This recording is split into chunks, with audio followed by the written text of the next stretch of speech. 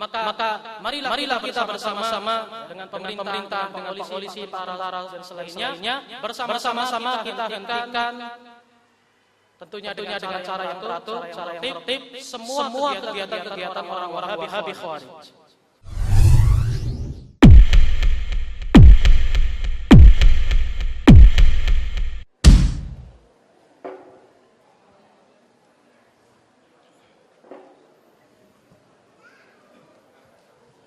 Bismillahirrahmanirrahim. Assalamualaikum warahmatullahi wabarakatuh.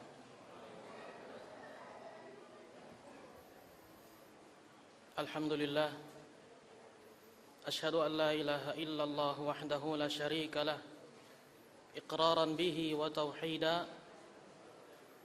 Wa asyhadu anna Muhammadan abduhu wa rasuluh. Sallallahu ala sayyidil anami wal mursalin. An-Nabiyil Ummi Muhammadin wa ala alihi wa sahbihi wa sallama tasliman katsira. Amma ba'd. Bapak-bapak, ibu-ibu serta saudara semuanya yang saya cintai, yang kami hormati, yang semoga kita semua dirahmati oleh Allah Subhanahu wa taala. Insyaallah pada sesi yang kedua ini kita akan membahas berkaitan dengan bahaya Wahabi. Di antaranya sejarahnya, kesesatannya, kemudian ideologinya beserta bantahannya. Kenapa sih kok kita harus mempelajari atau mengkaji berkaitan dengan Syiah dan Wahabi dan aliran-aliran sesat? Kenapa sih kok kita nggak mencukupkan dengan pelajaran tauhid saja, atau mencukupkan dengan pelajaran sholat saja, zakat? Kenapa kita harus mempelajari aliran-aliran sesat juga? Maka hal semacam ini sudah ada yang mendahului kita dari kalangan sahabat dan juga tabi'in dan tabi'ut tabi'in dan setelahnya. Di antaranya adalah Hudzaifah bin Yaman, yang beliau radhiyallahu anhu berkata, "Kana an-nasu yas'aluna Rasulullah sallallahu alaihi wasallam 'anil khair wa kuntu as'aluhu 'anil syarr makhafata an yudrikani." Dahulu sahabat-sahabat yang lain itu bertanya kepada Nabi Muhammad sallallahu alaihi wasallam tentang hal-hal yang baik. Kita jumpai banyak sekali hadis, "Ya Rasulullah, amalan apa yang bisa memasukkan saya ke surga? Ya Rasulullah, amalan apa yang bisa menyelamatkan saya dari neraka?" Yang ditanya adalah hal-hal yang baik. Akan tetapi Hudzaifah sendiri bertanya kepada Nabi Muhammad SAW tentang perkara-perkara yang jelek, bukan untuk dikerjakan tapi untuk dihindari. Bukan untuk dikerjakan tapi untuk dihindari. Dikarenakan tidak diragukan lagi, seseorang itu bisa saja terjatuh di dalam kejelekan, di dalam hal yang haram, dalam suatu kesalahan, ketika seseorang tersebut tidak mengetahui kalau itu adalah salah. Ketika seseorang tidak, misalnya contoh saja, tidak membayar zakat, ya kan, tidak mau membayar zakat. Kenapa tidak mau bayar zakat? Ternyata karena tidak tahu zakat itu wajib. Ini contoh kecil. Dan begitu banyak ketika kita lihat dalam hal muamalat, di dalam jual beli, dalam hutang piutang, di dalam pegadaian dan sebagainya, banyak umat Islam yang di situ terjatuh dalam kesalahan-kesalahan, dalam hal-hal yang haram. Kenapa? Karena mereka belum mengetahui. Jadi mengetahui sesuatu yang buruk itu adalah sesuatu yang bagus.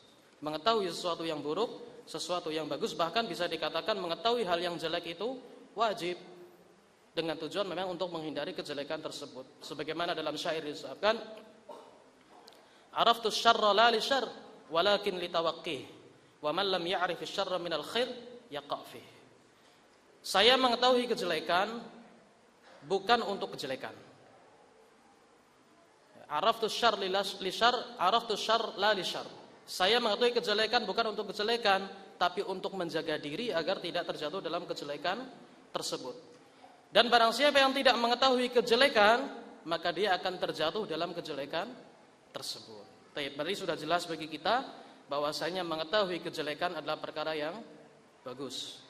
Dan di antara kejelekan itu adalah pemahaman-pemahaman atau ideologi-ideologi yang sesat, yang tidak didasarkan pada Al-Quran dan As-Sunnah, atau didasarkan kepada Al-Quran dan As-Sunnah akan tetapi tidak didasarkan pada pemahaman yang benar. Maka kita katakan bahwasanya menyingkap aliran-aliran sesat, di antaranya Wahabi, Syiah dan sebagainya, itu adalah sesuatu yang bagus. Sebenarnya Wahabi ini itu adalah salah satu kelompok Khawarij. Wahabi itu adalah salah satu sekte Khawarij yang sesat. Dan kesesatan Khawarij itu sudah disepakati oleh para ulama. Bahkan kelompok sesat yang pertama kali muncul itu adalah kelompok Khawarij.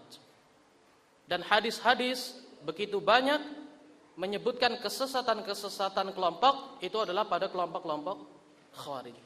Jadi kalau kita melihat ada kelompok Mu'tazilah, ada kelompok Khawarij dan sebagainya, yang paling banyak disebutkan dalam hadis-hadis itu adalah kesesatannya orang-orang Khawarij. Jadi sangat penting bagi kita untuk mempelajari siapa itu Wahabi agar kita tidak terjatuh dalam pemahaman Wahabiyah. Sebenarnya Al-Khawarij yang pertama adalah disandarkan atau namanya orang-orang pada zamannya Ali bin Abi Thalib. Pada zaman Ali bin Abi Thalib, di antara mereka ada yang tidak mau mengikuti Ali bin Abi Thalib. Jadi kalau begitu lawannya siapa? Khawarij ini lawannya Syiah. Kalau Syiah tadi disebutkan mengkultuskan Ali, mengagungkan Ali, bahkan memposisikan Ali pada posisi Allah. Tingkatan yang paling buruk pada Syiah itu adalah sampai memposisikan Ali pada posisi Allah. Nah, kalau Khawarij lawannya tidak menyukai Ali atau sampai mengkafirkan Ali bin Abi Thalib. Ini awal mula suatu kelompok dikatakan kelompok Khawarij. Namun kalau kita lihat sejarah lebih lanjut, kita lebih meneliti lagi, ternyata Khawarij sudah muncul sebelum kekhalifahan Ali. Karena ternyata yang membunuh Utsman bin Affan radhiyallahu anhu itu ternyata juga orang-orang Khawarij.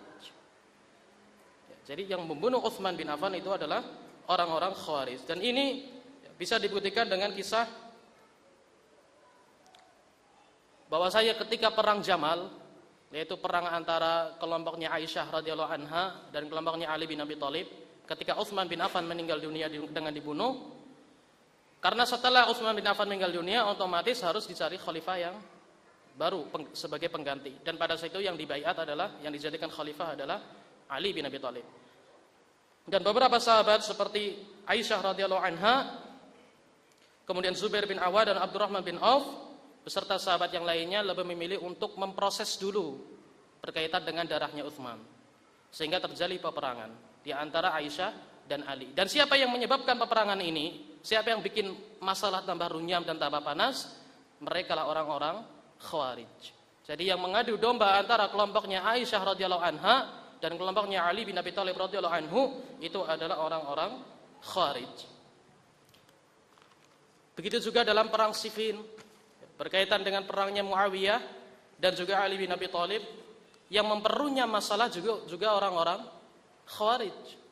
Ketika terjadi peperangan antara kelompok Muawiyah dan Ali radhiyallahu anhuma, kemudian kelompoknya Muawiyah mulai berkurang dan memang itu perang sesama muslim. Kelompok A muslim, kelompok B juga muslim. Kemudian mereka mulai menyadari bahwa saya perang sama-sama ini hanya akan memperlemah kekuatan orang Islam. Akhirnya hendak diislahkan. Karena memang di antara dua kelompok ini ada satu kelompok lagi yang mereka non-blok, tidak ikut sana, tidak ikut sini, dan mereka mengupayakan untuk terjadinya islah. Dan ketika Al-Quran itu dipasang di ujung-ujung pedang, maksudnya untuk apa? Kita itu sama-sama Islam, ngapain kita perang lagi? Sama-sama kita memakai Al-Quran, ngapain kita perang lagi? Akhirnya Muawiyah meminta untuk diadakan tahkim, diadakan perundingan. Setelah itu kelompok Khawarij memaksa Ali radhiyallahu anhu untuk ikuti perundingannya. Ikuti perundingannya agar kita islah. Ternyata setelah diadakan tahkim, setelah selesai perundingan, bukan masalahnya selesai. Malah Ali radhiyallahu anhu dituduh sebagai orang kafir oleh orang-orang Khawarij. Lihat di sini. Sudah dilakukan perundingan, bukan masalah selesai, malah Ali sendiri yang dituduh sebagai orang kafir. Kenapa? Apa sebabnya? Dikarenakan Ali bertahkim kepada manusia pada perkara agama. Mereka mengatakan Ali radhiyallahu anhu sudah kafir karena bertahkim kepada manusia dalam perkara agama.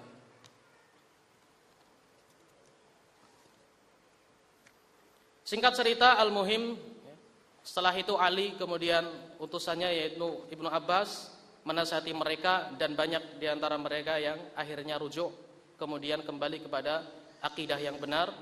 Akan tetapi tetap diantara mereka masih ada yang masih berpemahaman Khawarij sampai mengkafirkan Ali.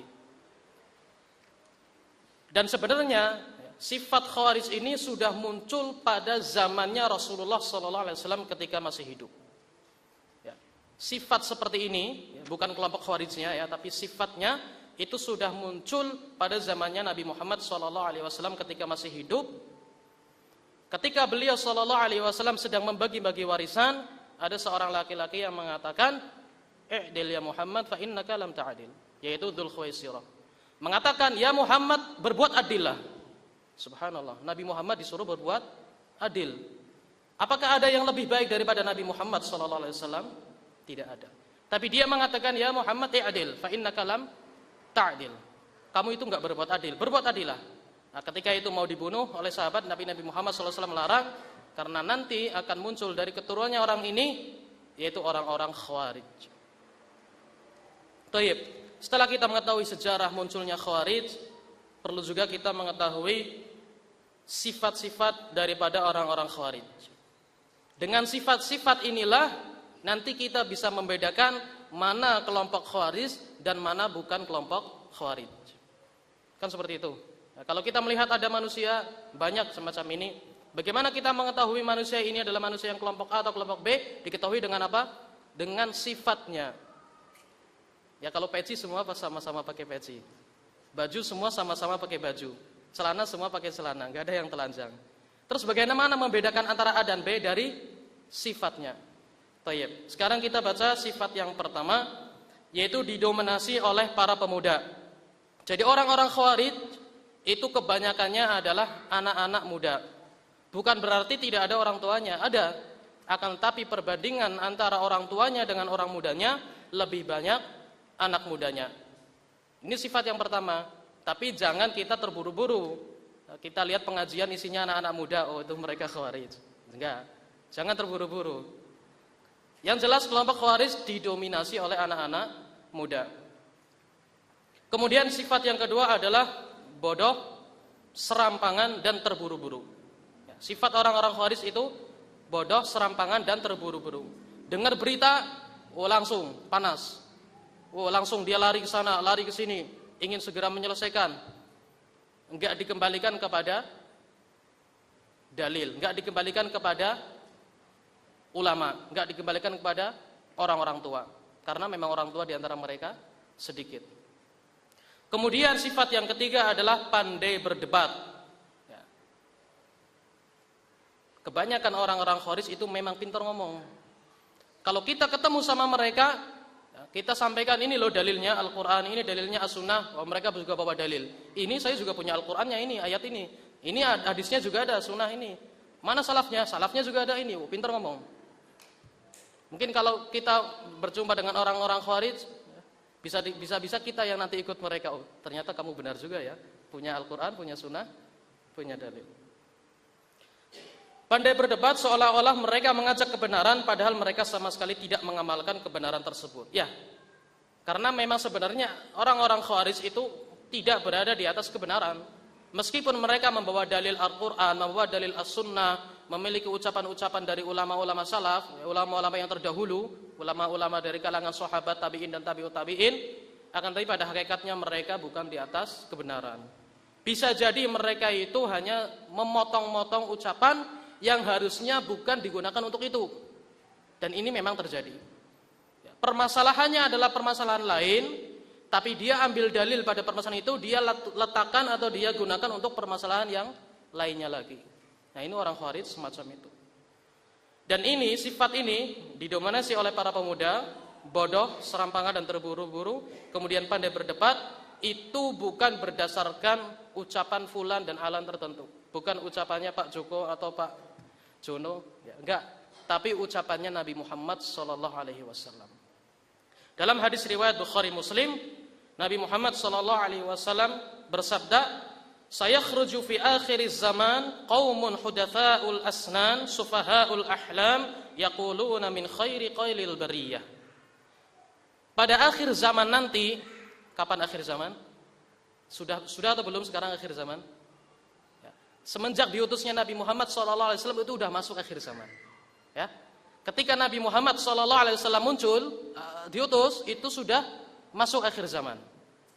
Apalagi sekarang, ini sudah akhir zaman juga.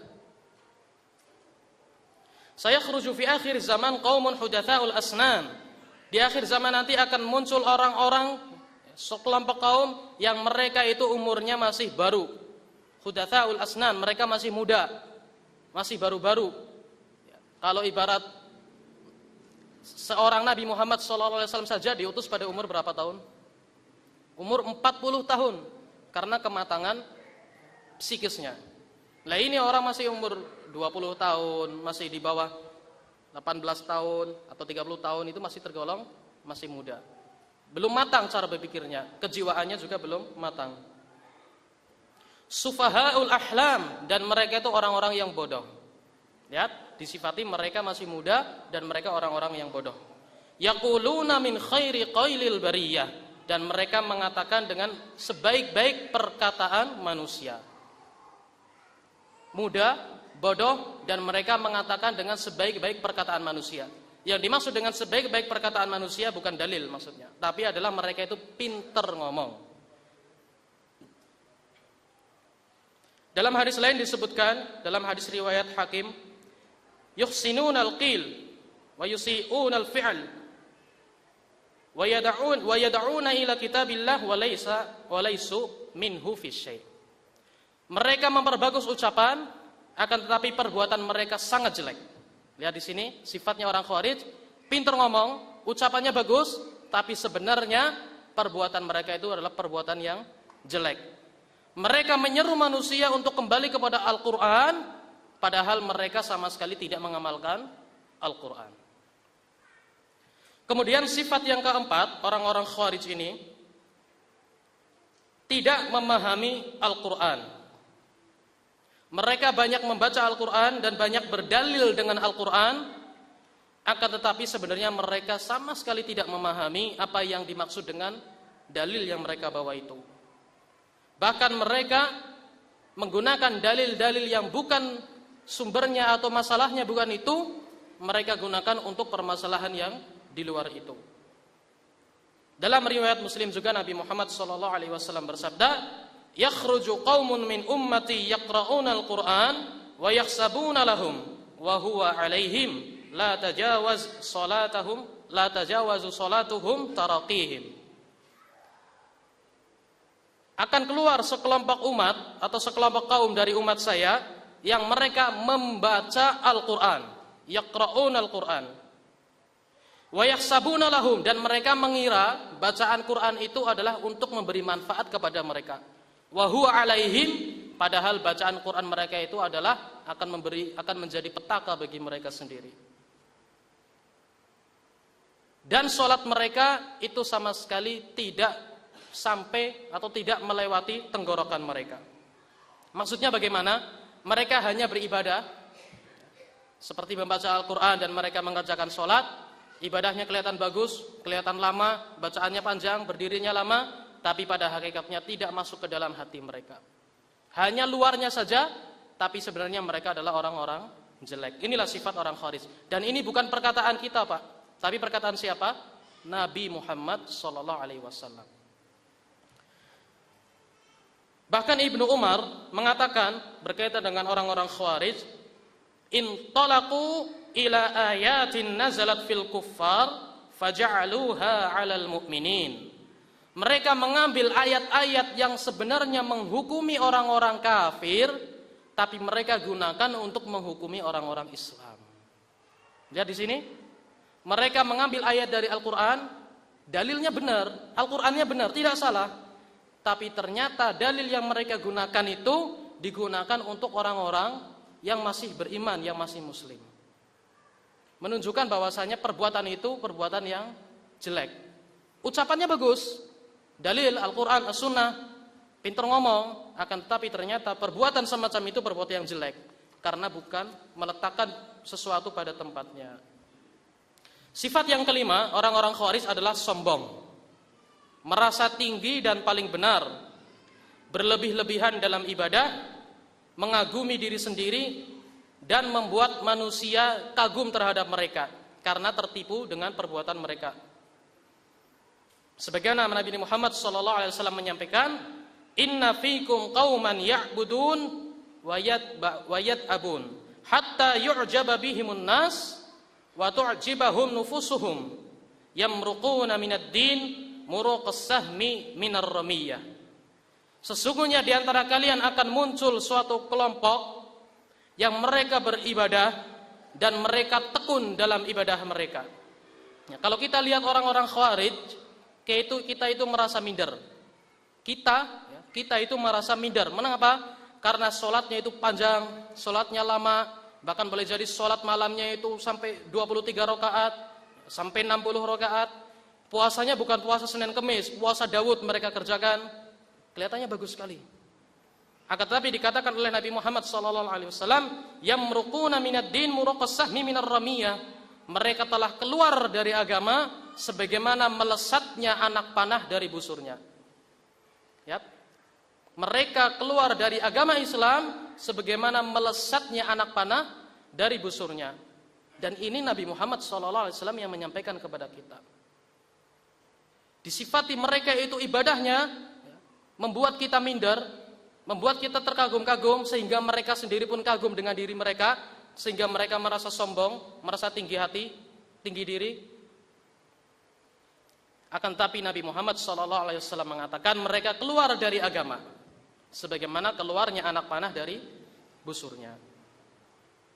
Kemudian sifat yang berikutnya, merasa tidak butuh kepada ulama, mampu beristihad sendiri, sering berprasangka buruk.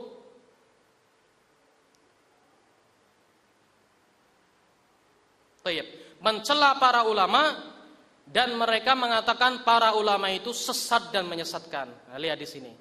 Mereka merasa diri mereka yang paling pintar, ngambil dari Al-Quran, ngambil dari As-Sunnah. Ketika kita katakan ini ulama mengatakan semacam ini ulama mengatakan semacam ini, tidak seperti yang kalian ucapkan. Mereka mengatakan ulama itu sesat, menyesatkan. Ya. Ulama disesat-sesatkan. Mereka sendiri yang paling benar. Padahal mereka anak-anak muda. Ya, bahasa Arab pintar, oke, bahasa Arab pintar. Usul fikih pintar, mustalahul hadis pintar. Akan tetapi mereka tidak paham. Pintar tapi tidak paham. Kan beda antara pintar dengan paham. Itu menunjukkan bahwa mereka itu adalah sufahaul ahlam. Mereka itu sebenarnya orang-orang bodoh.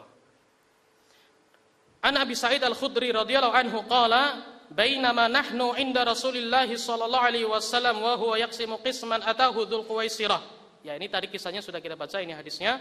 Ketika Nabi Muhammad SAW sedang membagi ghanimah, sedang membagi harta rampasan perang, tiba-tiba datang seorang laki-laki bernama Dzul Quwaisirah. Wa huwa rajulun min Bani Tamim. Dan Dzul Quwaisirah ini adalah seorang dari Bani Tamim. Faqala ya Rasulullah i'dil. Dia mengatakan wahai Rasulullah, ya. Dia mengakui kalau itu siapa? Rasulullah. Tapi apa yang diucapkan? I'dil, berbuat adillah. Qala Rasulullah sallallahu alaihi wasallam, wailak. Nah, Rasulullah Muhammad sallallahu alaihi wasallam bentak. Ya, marah. Wailak, celaka. Wa man ya'dil illam a'dil. Siapa yang berbuat adil kalau saya enggak berbuat adil? qad khibtu wa khasartu illam a'dil. Sungguh saya rugi, saya celaka kalau saya tidak berbuat adil. Kemudian Umar bin Khattab menemui Rasulullah, berkata, "I'dzan li fih adrib unuqah." Izinkan saya untuk membunuh orang ini. Maka Nabi Muhammad SAW menjawab, "Da'hu fa inna lahu ashaban yahqiru ahadukum salatahu ma'a salatihim wa siyamahu ma'a siyamihim yaqra'una al-Qur'an la yujawizu taraqihim wa yamruquna minal Islam kama yamruqus sahmu minar ramiyah." Biarkan. Ya. Ketika Umar bin Khattab mau membunuh orang ini, Dzulquwaisirah, Nabi Muhammad SAW mengatakan, biarkan, jangan dibunuh dulu. Karena nanti akan muncul dari keturunan orang ini, yaitu orang-orang yang engkau akan merasa minder sholat kamu dibandingkan sholat mereka. Di sini yang diajak bicara siapa? Umar bin Khattab, seorang sahabat yang mulia. Engkau merasa minder, atau kalian akan merasa minder antara sholat kalian dengan sholat mereka, puasa kalian dengan puasa mereka, menunjukkan bahwa ibadah mereka itu benar-benar membuat kita kagum, membuat kita itu takjub, sampai mereka pun merasa takjub dengan diri mereka sendiri, akhirnya sampai sombong. Yaqra'una al-Qur'an, yang mereka membaca Al-Qur'an, akan tapi tidak sampai kepada kerongkongan mereka. Yamruquna minal Islam, mereka melesat keluar dari Islam sebagaimana melesatnya anak panah dari busurnya. Kemudian sifat yang ketujuh adalah mudah mengkafirkan orang Islam serta menghalalkan darah dan harta mereka. Nah ini sifat-sifat orang-orang Khawarij itu adalah mudah mengkafirkan orang yang notabene masih muslim, masih Islam, masih dihukumi sebagai orang Islam tapi dikafirkan oleh mereka sampai dihalalkan darahnya. Jadi bukan hanya sekedar mengatakan dia kafir, tapi sampai dibunuh. Dia kafir dan dia dibunuh. Dan bukan hanya itu, kafir, dibunuh, diambil hartanya. Ini orang-orang Khawarij. Qala Rasulullah sallallahu alaihi wasallam, "Tuba liman qatalahum wa qatalu." Semoga Allah memberkahi orang yang mereka qatalahum, membunuh orang-orang Khawarij. Wa qatalu, dan dibunuh oleh orang-orang Khawarij. Di sini hadisnya disebutkan, semoga Allah memberkati orang-orang yang membunuh orang Khawarij atau yang dibunuh oleh orang Khawarij. Menunjukkan apa? Ya, menunjukkan bahwasanya mereka membunuh orang-orang Islam. Menunjukkan bahwasanya mereka membunuh orang-orang Islam. Di sisi lain hadis ini menunjukkan bahwasanya mereka boleh dibunuh.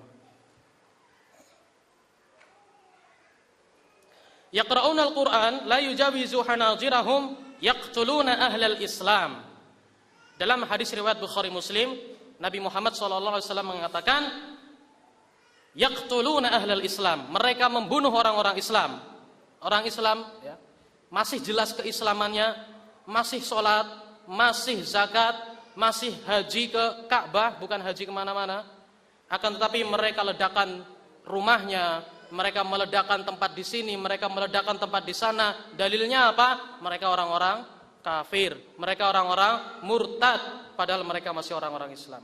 Wa yad'una ahlal authan, dan mereka membiarkan hidup para penyembah berhala. Dan ini terbukti. Contohnya bom Bali. Siapa yang terbunuh di situ?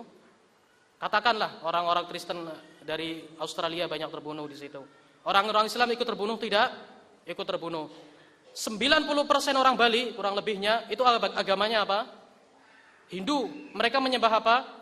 Menyembah sapi, menyembah pohon, menyembah batu, menyembah patung.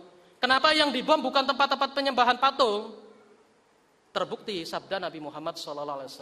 Mereka membunuh orang-orang Islam, tapi mereka membiarkan hidup para penyembah berhala. Terbukti. Dan Al-Qurtubi mengatakan, "Dzalika annahum lamma hakamu bi kufri man kharaju alaihi minal muslimin istabahu dima'ahum." Ketika ditanya, "Kenapa kalian membunuh orang-orang Islam?" Jawaban mereka, dikarenakan mereka telah keluar dari Islam. Jadi mereka membuat patokan sendiri, kapan seseorang dikatakan masih Islam, kapan seseorang dikatakan telah keluar dari Islam tanpa mengikuti bimbingan para ulama. Nah, ketika mereka mengatakan mereka sudah keluar dari Islam, yang pada hakikatnya masih Islam, mereka membunuhnya. Sifat yang kedelapan adalah keras terhadap sesama muslim dan memudahkan urusan-urusan non-muslim. Dan ini sebagaimana kisahnya Abdullah bin Khabbab. Di situ tulis Habab, ya, salah tulis. Harusnya Abdullah bin Khabbab. Ketika beliau radhiyallahu anhu bertemu dengan orang-orang Khawarij, kemudian ditanya, apa yang kamu dapatkan dari Nabi Muhammad SAW? Kemudian dia mengatakan berkaitan dengan fitnah, al-qa'idu fiha khairun minal qa'im, wal qa'imu fiha khairun minal mashi.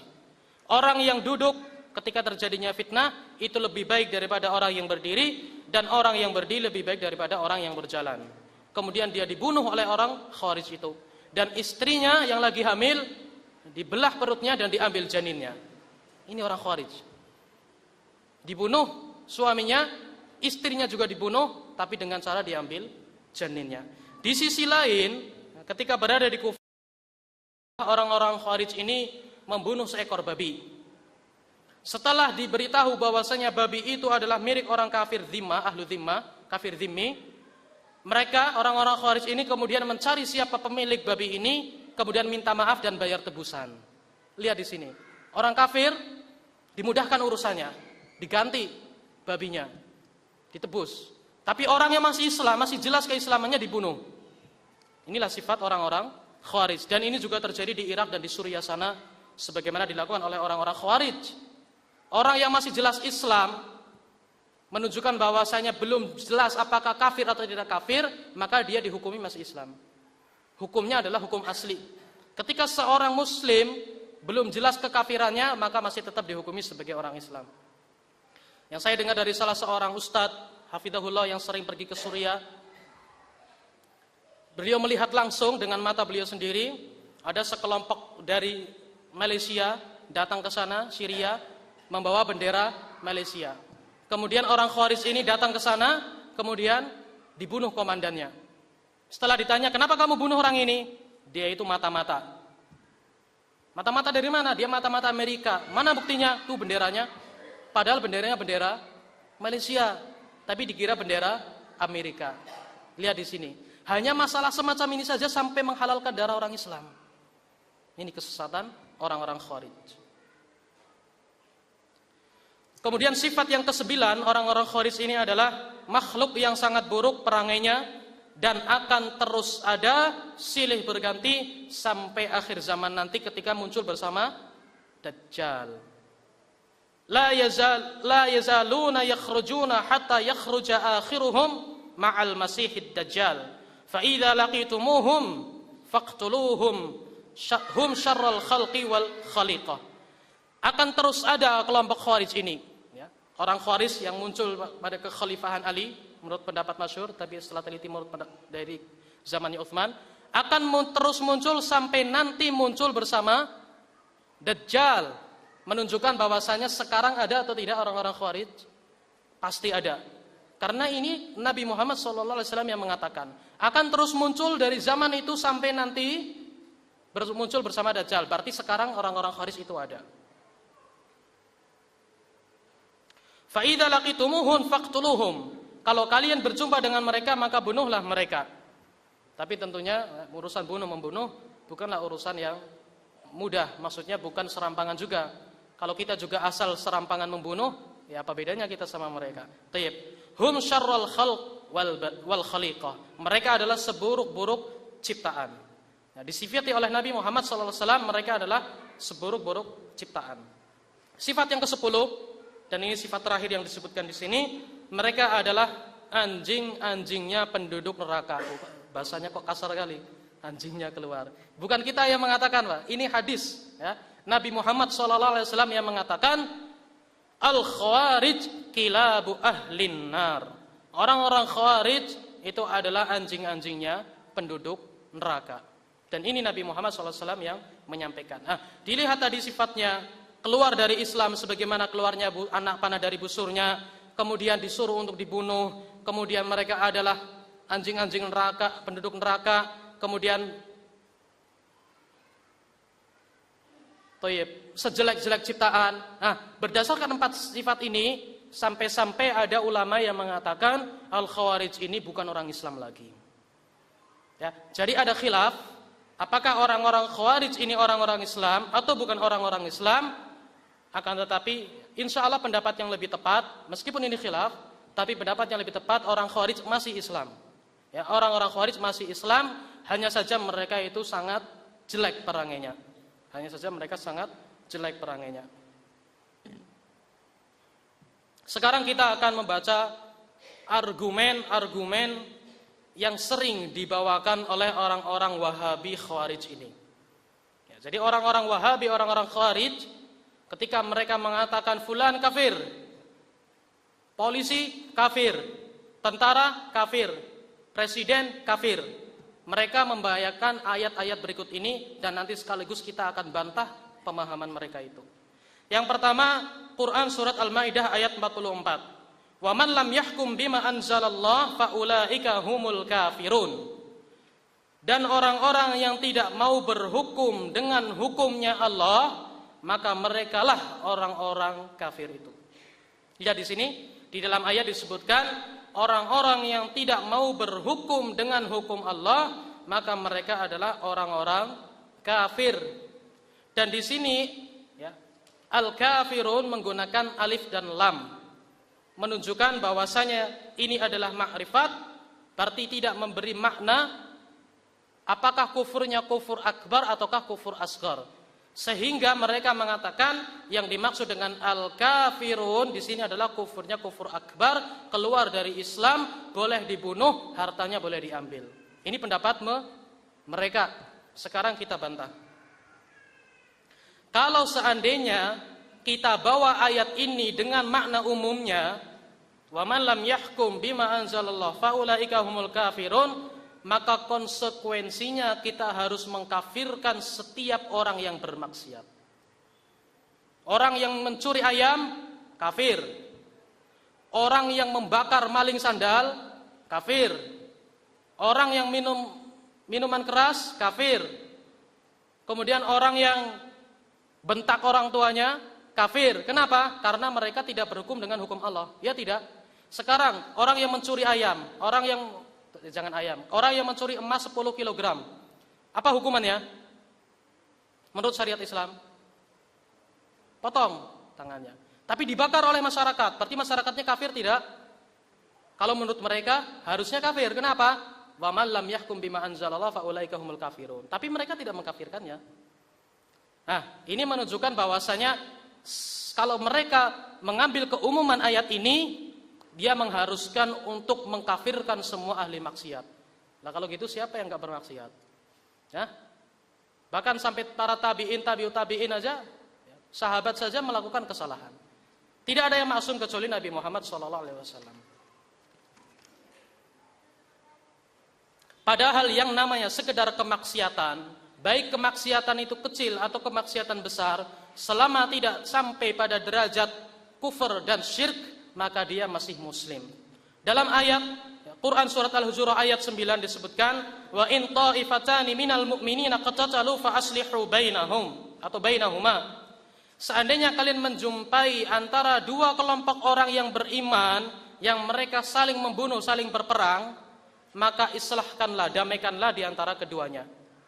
Di sini sama-sama saling berperang, akan tetapi Nabi Muhammad tetapi Allah Subhanahu wa taala mengatakan wa in ta'ifatani minal mu'minin. Bukan disebut wa in ta'ifatani ahaduha atau ihdahuma minal kafirin wal ukhra minal mu'minin. Enggak, tapi minal mu'minin, kedua-duanya masih beriman. Bahkan sampai membunuh orang sekalipun ternyata derajatnya masih seorang muslim, tidak bisa dikafirkan. Kemudian di dalam ayat yang lain, ya ayyuhalladzina amanu la tattakhidu aduwwi wa aduwwakum awliya. Wahai orang-orang yang beriman, janganlah kalian menjadikan musuhku dan musuh kalian sebagai para wali. Lihat di sini, musuhnya Allah dan musuhnya orang-orang beriman dijadikan wali. Allah Subhanahu wa taala masih memanggil orang ini sebagai ya ayyuhalladzina amanu. Bukan ya ayyuhalladzina kafaru la tattakhidu, tapi ya ayyuhalladzina amanu. Menunjukkan sekedar kemaksiatan semacam ini tidak menjadikan orang tersebut menjadi kafir.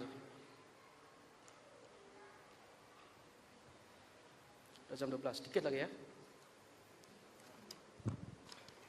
Kemudian, nah dalil yang pertama tadi sudah ya. Dalil yang pertama sudah bahwasanya keumuman ayat wa malam yahkum bima anzalallahu faulaika humul kafirun membawa ayat ini kepada makna umum itu adalah keliru. Sampai Ibnu Taimiyah mengatakan orang atau tidak ada yang menggunakan keumuman ayat ini kecuali orang-orang Khawarij. Sehingga sangat jelas bahwasanya mengatakan orang yang tidak berhukum dengan hukum Allah itu kafir, ini adalah ucapan yang batil, yang keliru. Dan ini adalah akidahnya orang-orang Wahabi Khawarij. Kemudian dalil yang kedua yang sering mereka bawakan adalah Quran surat Nisa ayat 65. Fala wa rabbika la yu'minuna hatta yuhakkimuka fima shajara bainahum thumma la yajidu fi anfusihim harajan mimma qadait wa yusallimu taslima. Sekali-kali tidak, demi Rabbmu, tidaklah mereka beriman sampai mereka itu bertahkim kepadamu terhadap apa yang mereka perselisihkan dan mereka tidak merasa berat hati terhadap apa yang telah engkau putuskan dan mereka menerimanya dengan sepenuhnya. Apa sisi pendalilan mereka, yaitu orang Khawarij menggunakan ayat ini? Hukum asal dalam penafian keimanan dalam ayat ini adalah menafikan pokok keimanan. La yu'minun, mereka tidak beriman. Hatta yuhakkimuka fima syajara bainahum thumma la yajidu fi anfusihim haraj. Jadi kalau misalnya seseorang tidak berhukum dengan Al-Quran dan As-Sunnah atau tidak ridho dengan hukuman dari Al-Quran dan As-Sunnah, maka dikatakan la yu'minun, mereka tidak beriman sehingga mereka kafir, boleh dibunuh dan boleh diambil hartanya. Ini pendapat orang-orang Wahabi Khawarij. Sekarang kita bantah. Yang pertama, kita harus melihat sabab nuzul ayat ini. Yang mana sabab nuzul ayat ini adalah antara Abdullah bin Zubair dengan Tayyib. Diriwayatkan oleh Bukhari dan Muslim dari Abdullah bin Zubair, ada seorang Ansar yang bertengkar dengan Zubair. Kemudian bertahkim kepada Nabi Muhammad SAW. Kemudian orang Ansar tersebut tidak ridho dengan keputusan Nabi Muhammad SAW. Sekarang kita tanya, apakah orang Ansar ini kafir atau tidak? Lihat di sini, sebab nuzul ayat ini, ya, asbabun nuzul ayat ini adalah menceritakan antara pertengkaran antara Zubair dan seorang Ansar, kemudian diputuskan oleh Nabi Muhammad SAW perkaranya, kemudian orang Ansar ini tidak terima dengan keputusan Rasulullah, tidak ridho, kemudian turun ayat ini, la yu'minun, mereka tidak beriman. Apakah orang Ansar ini tidak beriman? Padahal ternyata orang Ansar ini adalah termasuk Badri, termasuk orang yang ikut perang Badar, yang sampai Nabi Muhammad SAW, sampai Allah Subhanahu Wa Taala mengatakan, if'alu ma syi'tum faqad ghafartu lakum. Kerjakan semua yang kalian mau karena kami telah mengampuni kalian. Yang tidak mungkin mengerjakan sesuatu yang menyebabkan dosanya tidak terampuni. Artinya orang-orang yang ikut perang Badar ini, diantaranya orang Ansar ini, pasti bisa dipastikan bahwasanya yang dilakukan bukanlah perbuatan yang sampai pada derajat kufur. Kenapa? Kalau sampai pada derajat kufur maka akan bertentangan dengan if'alu ma syi'tum faqad ghafartu lakum. Sehingga yang dimaksud dalam la yu'minun, mereka tidak beriman, bukanlah maksudnya menafikan pokok keimanan, tapi menafikan kesempurnaan keimanan. Lain. Jadi kalau kita lihat dua ayat ini saja, mereka sudah cerdas sekali, sudah pintar sekali. Dalil yang mereka bawa, Al-Quran yang mereka bawa, tapi ternyata pemahamannya keliru, menunjukkan mereka sufahaul ahlam, orang-orang yang bodoh. Kemudian bantahan kedua, kita lihat dari hadis yang diriwayatkan oleh Bukhari dan Muslim dari Abu Sa'ad Al-Khudri. Ketika Ali radhiyallahu anhu berada di Yaman, dia mengirim emas batangan kepada Nabi Muhammad SAW. Kemudian beliau, yaitu Nabi Muhammad SAW, membagikan kepada 4 orang. Kemudian ada seorang laki-laki yang datang kepada Nabi Muhammad SAW dan mengatakan, ittaqillah, bertakwalah kamu kepada Allah Subhanahu Wa Taala. Kemudian sampai-sampai Khalid bin Walid pun marah dan meminta izin kepada Nabi Muhammad SAW untuk memenggal leher orang ini yang mengatakan bertakwalah kepada Allah, kepada Nabi Muhammad SAW. Tapi Nabi Muhammad SAW melarangnya. Kemudian Khalid berkata lagi, berapa banyak orang yang sholat yang mengatakan dengan lisannya apa yang tidak ada dalam hatinya. Maksudnya berbeda antara lisan dan hatinya. Ya Rasulullah, banyak sekali orang yang beda antara lisan dan hatinya. Maka Nabi Muhammad menjawab, aku tidak diperintahkan agar melubangi hati manusia dan membedah perut-perut mereka. Apa sisi pendalilannya di sini? Orang ini memprotes keputusan Nabi Muhammad SAW, tidak ridho, tidak menerima, tapi Nabi Muhammad SAW tidak mengkafirkan. Lihat di sini, orang ini jelas-jelas mengatakan ittaqillah, ya Nabi Muhammad, bertakwalah kamu kepada Allah. Tidak ridho dengan pembagiannya itu. Akan tetapi Nabi Muhammad SAW tidak mengkafirkannya. Ketika Khalid minta izin untuk memenggalnya, dikatakan oleh Nabi Muhammad SAW, aku tidak diperintahkan agar melubangi hati manusia. Artinya apa? Kita tidak usah melihat hatinya, tidak bisa melihat hatinya. Kalau masih muslim, ya dihukumi muslim. Nah, ketika orang ini menentang atau tidak terima dengan keputusan Nabi Muhammad SAW, ternyata sama Rasulullah tidak boleh dibunuh, masih dihukumi sebagai seorang muslim. Kemudian bantahan yang ketiga, hadis yang diriwayatkan oleh Bukhari Muslim dari Anas, ketika perang Hunain, ini sudah sama seperti tadi ya, Nabi Muhammad SAW membagikan kepada tokoh-tokoh Quraisy masing-masing 100 ekor unta dari Hawazin, dari ghanimah yang diambil, yang sebenarnya orang Ansar mengatakan semoga Allah mengampuni Rasulullah. Lihat di sini, semoga Allah mengampuni Rasulullah. Dia memberi orang-orang Quraisy dalam keadaan pedang-pedang kita yang bertetesan darah-darah mereka. Yang capek orang-orang Ansar ini, tapi yang mendapatkan harta banyak adalah para tokoh-tokoh Quraisy ini. Di sini berarti ada ketidakridhoan dengan keputusan Rasulullah.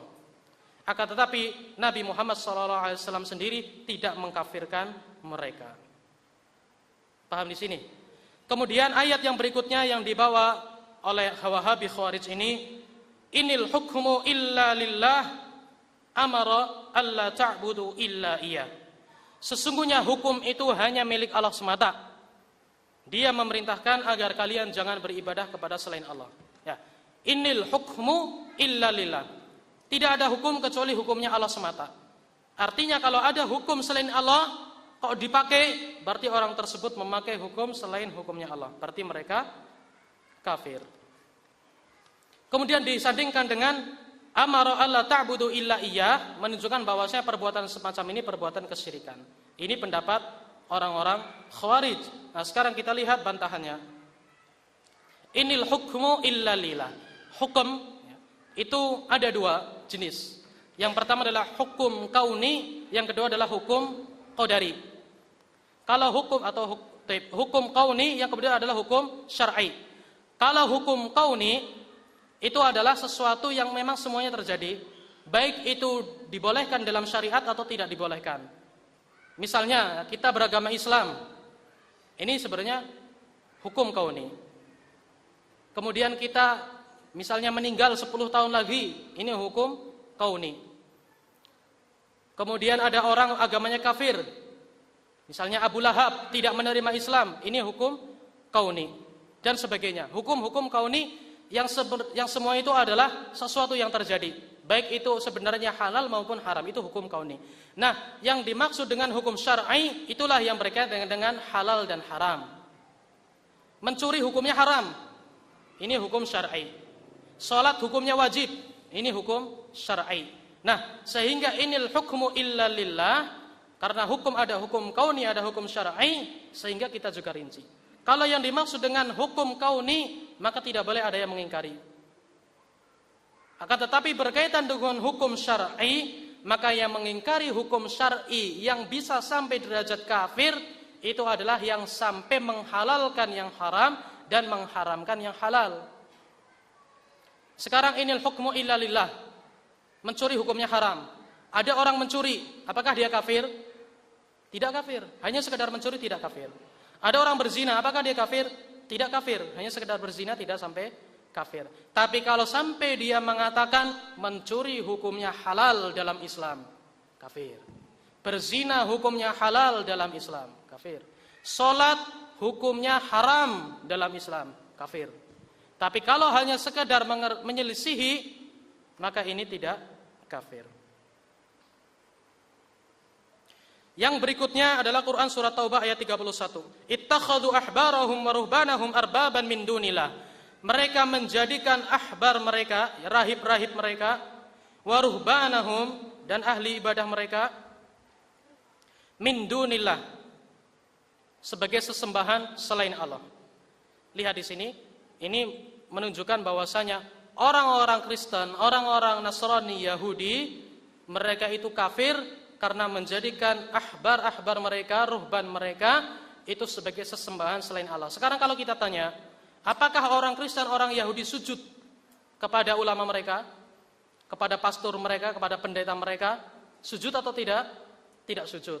Berarti hanya sekedar mengikuti pendapat-pendapat pastor-pastornya, pendeta-pendetanya, itu sudah dihukumi sebagai mengambil tandingan atau berbuat syirik kepada Allah Subhanahu wa taala. Begitu juga kalau kita taat kepada syekh-syekh kita, ulama-ulama kita, taat terhadap presiden kita, itu kita dihukumi telah berbuat syirik. Ini pendapat orang-orang Khawarij. Sekarang kita bantah. Yang pertama, bahwasanya ketaatan itu sebenarnya ada dua jenis. Ketaatan terhadap mereka, yaitu yang selain Allah ini, di dalam kemaksiatan, tapi bukan dalam perkara penghalalan dan pengharaman. Tidak mengatakan ini halal, ini haram, yang menyelisihi ajaran agama. Kemudian jenis ketaatan yang kedua adalah ketaatan di dalam penghalalan dan pengharaman. Nah, kedua jenis ini berbeda. Kalau sampai pada derajat penghalalan dan pengharaman, itulah yang dihukumi sebagai mengambil mereka sebagai tandingan-tandingan Allah, berbuat syirik. Tapi hanya sekedar menaati mereka tanpa adanya penghalalan dan pengharaman pada suatu perbuatan yang berbeda dengan ajaran Islam, maka hal semacam ini tidak menjadikan orang tersebut kafir.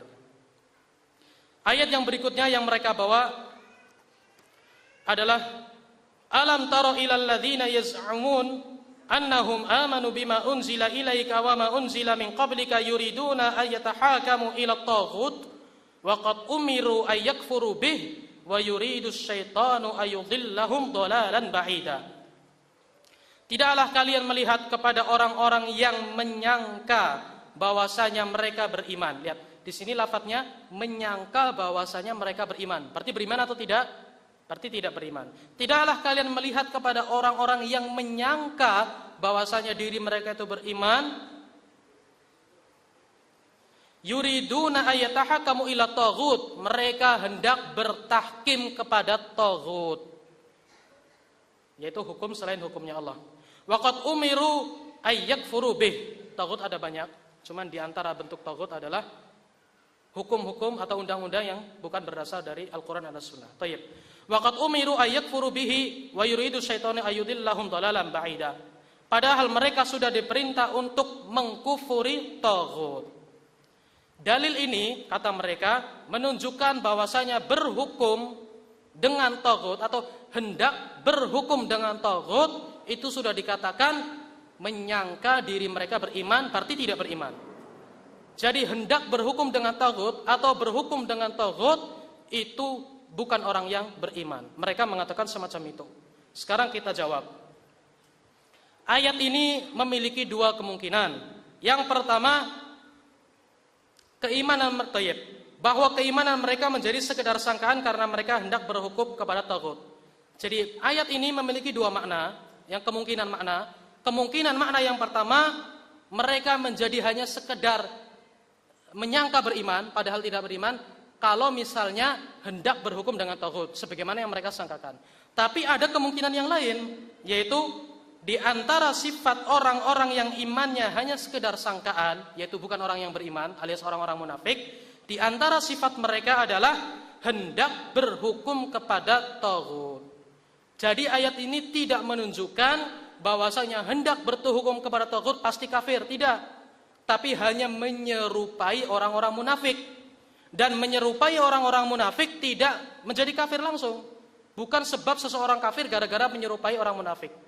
Di dalam hadis disebutkan ayatul munafik salah diantaranya idza haddatsa kadzaba. Sekarang kita tanya, apakah orang yang berdusta dia kemudian menjadi orang munafik?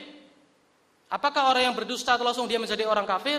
Tidak, tapi dia menyerupai orang munafik.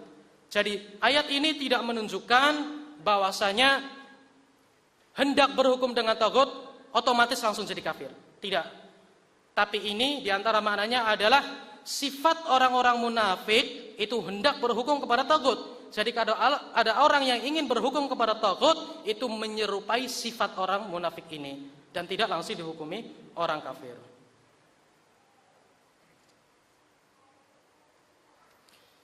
Nah, kalau seandainya pada diri seseorang yang masih beriman, hukum aslinya adalah masih orang yang beriman, kok terdapat dua kemungkinan apakah dia Islam, apakah dia kafir, maka hukumnya dia masih muslim. Ketika seorang yang masih beriman diragukan keislamannya dan kekafirannya, maka dia masih seorang muslim. Berbeda dengan orang kafir.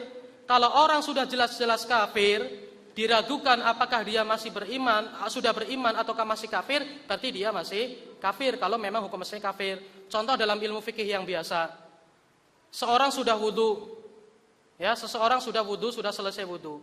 Kemudian dia ragu, apakah sudah buang angin atau belum? Berarti dia masih wudu, masih dalam keadaan wudu atau sudah batal wudunya? Masih dalam keadaan wudu. Kenapa? Hukum aslinya adalah dia sudah berwudu, tapi dia ragu sudah buang angin atau belum. Sebaliknya, ketika seseorang ragu, apakah saya itu sudah wudu atau belum? Berarti hukumnya apa? Belum wudu. Ya, ketika seseorang ragu, apakah saya sudah wudu atau belum? Berarti belum wudu. Begitu juga ketika seorang muslim diragukan apakah dia muslim atau kafir, berarti dia muslim. Yang terakhir, yang sering dibawakan oleh orang-orang Khawarij ini adalah berkaitan dengan al-yasik atau orang-orang Tartar yang mereka mengambil al-yasik, yaitu undang-undang yang dibuat oleh Genghis Khan yang menjadi aturan mereka. Di sini mereka diperangi dan mereka dibunuh karena mereka menggunakan undang-undang selain Al-Quran dan As-Sunnah.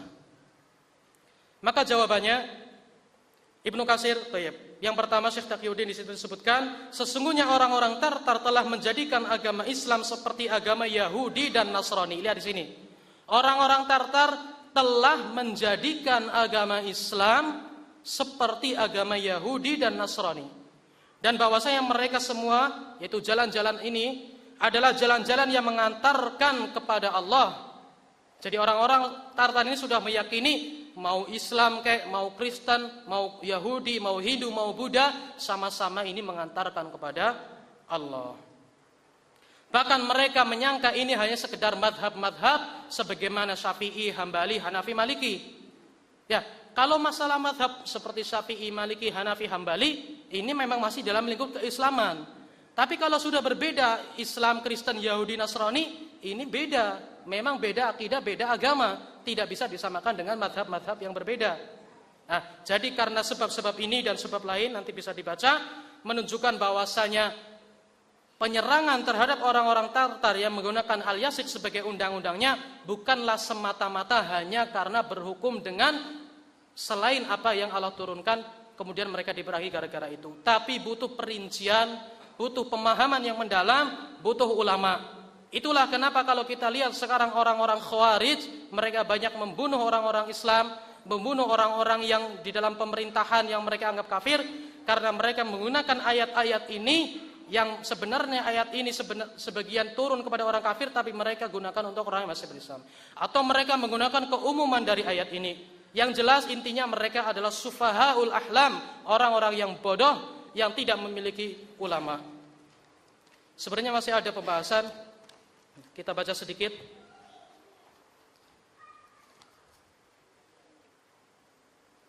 Silakan kalau ada yang pertanyaan sambil nunggu saya baca ini. Yang pertama kita akan membaca sejarah daripada ISIS. Ya, kita akui bahwasanya ISIS atau dalam bahasa Arabnya adalah Daesh, Daulah Islamiyah fi Irak wa Syam, yang mana sekarang sudah berubah nama menjadi Daulah Islamiyah, artinya bukan hanya terbatas pada Irak dan Syam saja, tapi seluruh dunia itu sudah menjadi milik mereka, harus tunduk pada aturan mereka. Nah, kita akan baca dulu sedikit sejarahnya, kemudian beberapa ideologi mereka. Yang pertama, sebenarnya jamaah ini itu bernama Jamaah Tauhid wal Jihad. Jama'atut Tauhid wal Jihad yang berdiri di Irak pada tahun 2004 yang didirikan oleh Abu Mus'ab Az-Zarqawi. Pendirinya bernama Abu Mus'ab Az-Zarqawi. Kalau sekarang pemimpinnya adalah Abu Bakar Al-Baghdadi. Ada dalam sebuah hadis disebutkan di antara sifat Khawarij adalah ismuhu al-kuna wa laqabuhu al-qura. Nah, sekarang Abu Mus'ab bentuknya adalah kunyah. Abu Bakar bentuknya juga kunyah. Az-Zarqawi juga nisbah kepada daerah. Al-Baghdadi nisbah kepada daerah. Berarti cocok. Baik. Kemudian sejarahnya membaiat Usamah bin Laden. Ya, setelah berdiri Jama'atut Tauhid wal Jihad di Irak, mereka membaiat Usamah bin Laden pada tahun ini. Kemudian otomatis mereka menjadi cabang dari Al-Qaeda. Ya, menjadi cabangnya Al-Qaeda yang di Irak yang termasuk cabang yang besar. Kemudian Abu Mus'ab Az-Zarqawi ini membentuk majelis yang diberi nama Majelis Syuro Mujahidin. Pada tahun 2006, tujuannya adalah untuk mengantisipasi perpecahan di antara mereka. Kemudian setelah itu, Abu Mus'ab Az-Zarqawi terbunuh dan kedudukannya diganti oleh Abu Hamzah Al-Muhajir. Kemudian setelah mendirikan Majelis Syuro Mujahidin, akhirnya mereka mendirikan Daulah Islamiyah fi Irak. Daulah Islamiyah Irak. Jadi belum ISIS namanya, tapi masih sekedar isi. Ya. Daulah Islamiyah di Irak. Belum ada Syamnya, belum ada, Suriahnya belum ada. Waktu itu dipimpin oleh Abu Umar Al-Baghdadi. Kemudian pada tahun 2010, karena mulai ada Amerika masuk menyerang, membordadir mereka, akhirnya Abu Umar Al-Baghdadi juga terbunuh dan posisinya diganti oleh Abu Bakar Al-Baghdadi. Yang mana nama asli orang ini adalah Ibrahim bin Awad bin Ibrahim Al-Badri. Kemudian di bawah pimpinan Abu Bakar Al-Baghdadi, ya, Daulah Islamiyah Irak itu meluas sampai ke Suriah. Waktu itu dipimpin oleh Bashar Assad, ya, pasukannya Bashar Assad mau membordadir Suriah, ya, menyerang Suriah, rakyatnya sendiri diserang, sehingga mereka menyerang pasukan Bashar Assad. Kemudian setelah mereka besar dan banyak pengikutnya, mereka mendeklarasikan, menyatakan bahwa mereka adalah ISIS, Daulah Islamiyah fi Irak wa Syam, pada tahun 9 April 2013. Dan pada tanggal 9 April 2013. Dan pada tanggal 29 Juni 2014 kemarin, mereka sudah mengklaim bahwasanya mereka adalah Islamic State, Daulah Islamiyah. Tidak diberi kata berikutnya, atau kata Irak saja, atau Syam saja, atau Irak, Suriah, Libanon, atau bagaimana, tapi Daulah Islamiyah. Berarti mereka adalah kekhilafahan secara seluruh mendunia. Dan ini adalah anggapan mereka. Sekarang kita lihat ideologi mereka. Yang pertama, mereka mengklaim bahwasanya pimpinan mereka, yaitu sekarang Abu Bakar Al-Baghdadi, adalah seorang khalifah. Nah, dengan klaim semacam ini mewajibkan para anggotanya yang tidak mau berbaiat kepada Abu Bakar Al-Baghdadi itu dihukumi sebagai orang kafir, boleh dibunuh dan boleh diambil hartanya. Cocok tidak dengan sifat yang tadi kita baca? Cocok. Kemudian ideologi ISIS yang berikutnya mengkafirkan setiap muslim yang tidak berbaiat. Ya, sudah sebutkan tadi. Sebenarnya Nabi Muhammad SAW pernah bersabda, al-khilafatu fi ummati 30 sanah, thumma mulk ba'da dzalik. Kekhilafahan pada umat saya itu adalah 30 tahun. Kemudian setelah itu adalah bentuknya kerajaan-kerajaan. Tapi mereka sudah berani mengklaim bahwasanya mereka adalah khilafah. Bahkan sampai-sampai kalau tidak mau berbaiat dengan mereka, menunjukkan itu bukan orang Islam, boleh dibunuh. Kemudian ideologi yang berikutnya adalah menghalalkan darah. Bermudah-mudahan dalam menghalalkan darah.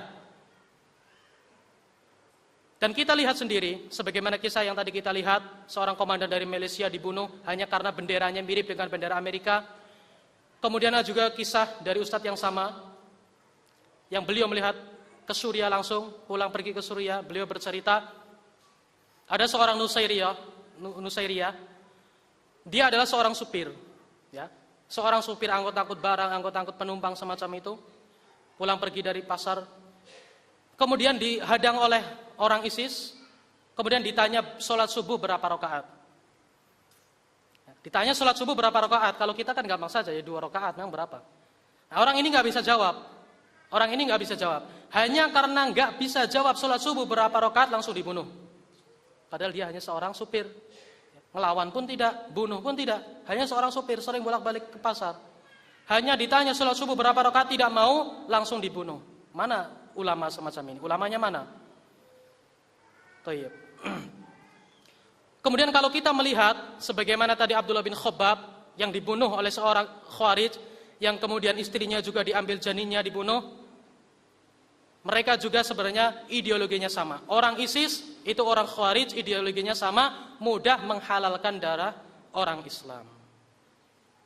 Dan sebenarnya masih banyak ideologi Khawarij, cuman karena waktu sudah mepet sehingga kita perlu meringkasnya. Terakhir kita akan baca. Jadi bahwasanya kelompok Wahabi Khawarij, karena kita sudah paham bagaimana sifat-sifat mereka, maka marilah kita bersama-sama dengan pemerintah, dengan Pak Polisi, Pak Tentara dan selainnya, bersama-sama kita hentikan tentunya dengan cara yang teratur, cara yang tertib, semua kegiatan-kegiatan orang-orang Wahabi Khawarij.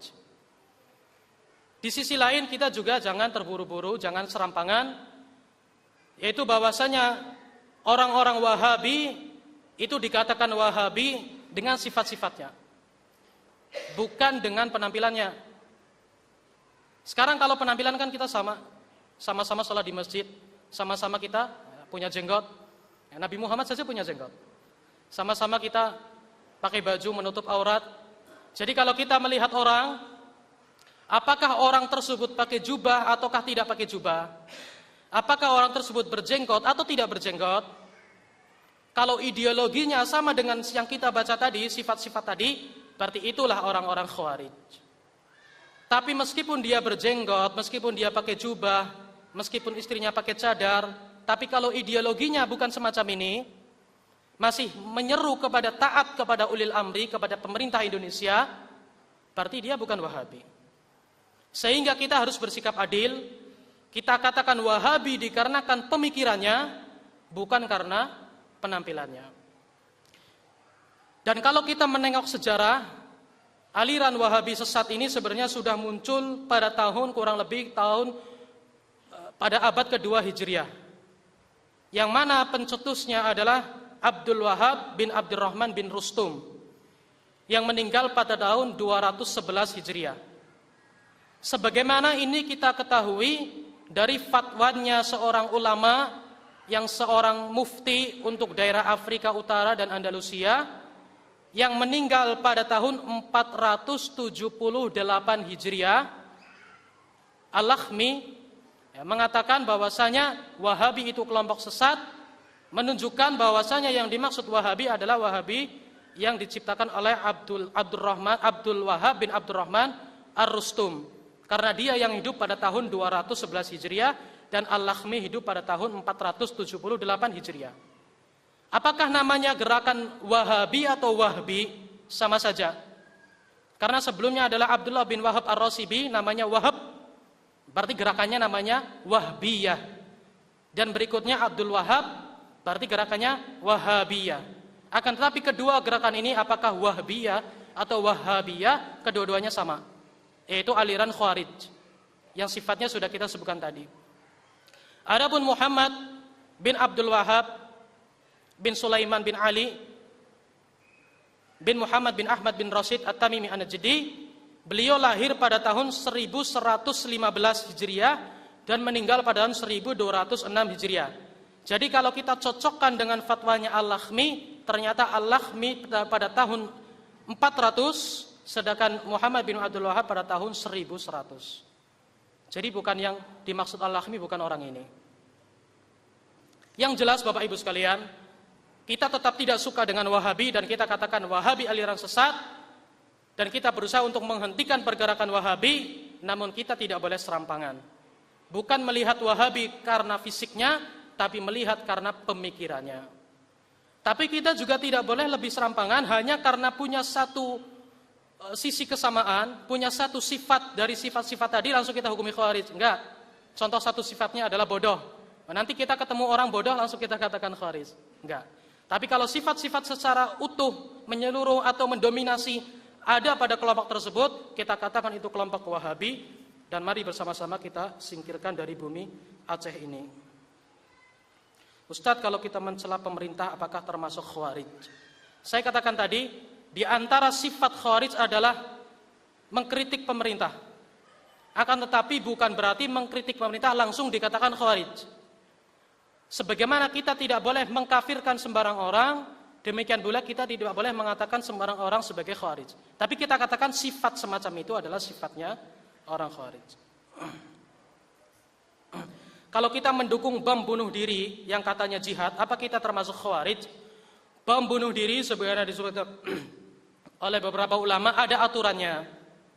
Ada aturannya. Adapun bom bunuh diri yang terjadi di Indonesia ini, di gedung DPR, di gedung hotel di Bali, kemudian kemarin terakhir di mana?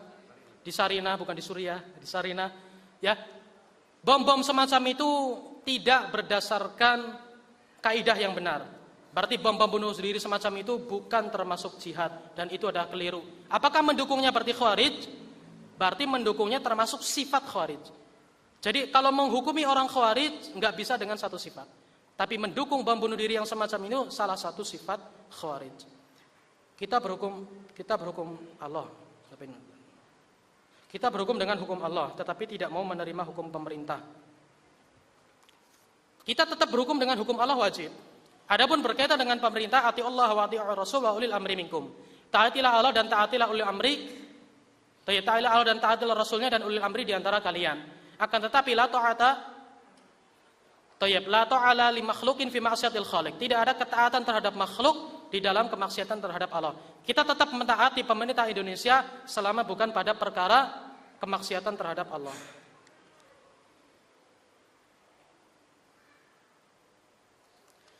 Syiah Zaidiyah dinisbahkan kepada Zaid bin Ali Zainal Abidin. Wahabi dinisbahkan kepada siapa? Abdul Wahab bin Abdurrahman bin Rustum. Bagaimana penisbahan Syekh Sulaiman terhadap Abdul Wahab adalah Wahabi sesat? Mohon penjelasan apakah penisbahan Syekh Sulaiman ini masih berlangsung hingga sekarang. Memang terjadi perselisihan antara Muhammad bin Abdul Wahab dengan saudaranya yaitu Sulaiman. Akan tetapi bukan berarti perselisihan semacam ini menunjukkan bahwasanya Muhammad bin Abdul Wahab adalah pencetus gerakan Wahabi.